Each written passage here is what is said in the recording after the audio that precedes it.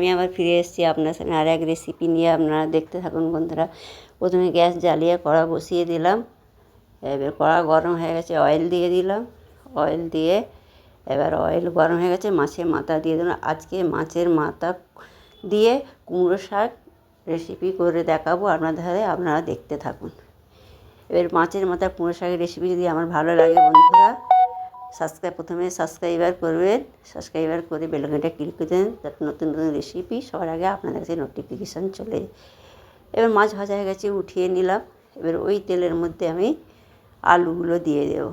আলুগুলো আমি একটু লাল লাল করে ডুমো ডুমো করে আলু কেটেছি বন্ধুরা। এবার আলুগুলো দিয়ে আমি একটু লাল লাল করে ভেজে নেব। ভাজা হয়ে গেছে, ওর মধ্যে পেঁয়াজ কুচি দিয়ে দিলাম, কাঁচা লঙ্কা চেরা দিয়ে দিলাম, দিয়ে আবার নাড়াচাড়া করে নেব। যারা নতুন বন্ধুরা সাবস্ক্রাইব করেনি তারা ঝটপট সাবস্ক্রাইবার করুন, ডাটাগুলো দিয়ে দেবো। আর যারা সাবস্ক্রাইব করেছে তাদেরকে অনেক অনেক আমি ধন্যবাদ জানাই বন্ধুরা। এইভাবে আমার পাশে থাকবেন যেন আমি আরও ভালো ভালো আপনাদের রেসিপি আমি দেখাতে পারি।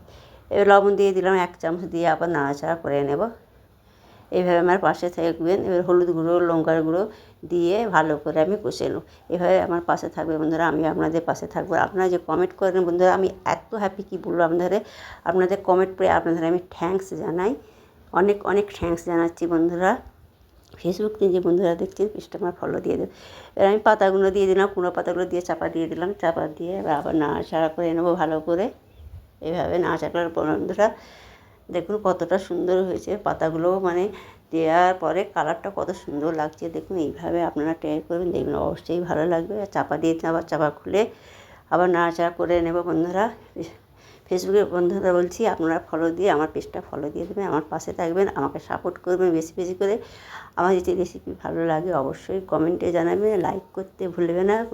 বন্ধুর সাথে ফ্রেন্ডের সাথে সব বেশি বেশি করে শেয়ার করবেন। এইভাবে এবার কষানো হয়ে গেছে, পরিমাণ মতো পানি দিয়ে দিলাম, ভেজে রাখা মাছটা দিয়ে দিলাম বন্ধুরা, দিয়ে এবার চাপা দিয়ে দেবো। কিছুক্ষণ পর ঢাকনা খুলে দেখবো, আবার একটু নাড়াচাড়া করে দেবো। এইভাবে নাড়াচাড়া করে দেবো, নাড়াচাড়া করে দিলাম। দেওয়ার পর এবার আমি আবার চাপা দিয়ে দেবো। চাপা দিয়ে দিলাম, আবার কিছুক্ষণ পর আবার ফিরে আসবো। এইভাবে ট্রাই করে দেখবেন বন্ধুরা, খেতে তো এত সুন্দর সুন্দর কী বলবো। এটা আমাদের দেশের বাড়ির শাক বন্ধুরা, আমাদের গ্রামের বাড়ি, মানে কোনো সার নাই, বিনা সারের শাক। এত টেস্টি হয় কী বলবো আপনাদের ঘরে।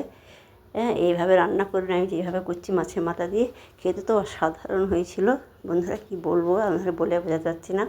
এইভাবে বানাবেন দেখবেন।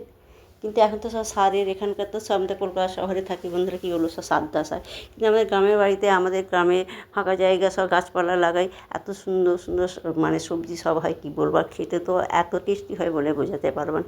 এমন তো রান্না কমপ্লিট, এবারে আপনাদের পরিবেশন করে দেখাচ্ছি। দেখুন বন্ধুরা কতটা সুন্দর হয়েছে, খেতেও দেখতেও যেমন সুন্দর হয়েছে বন্ধুরা, খেতেও অসাধারণ হয়েছে।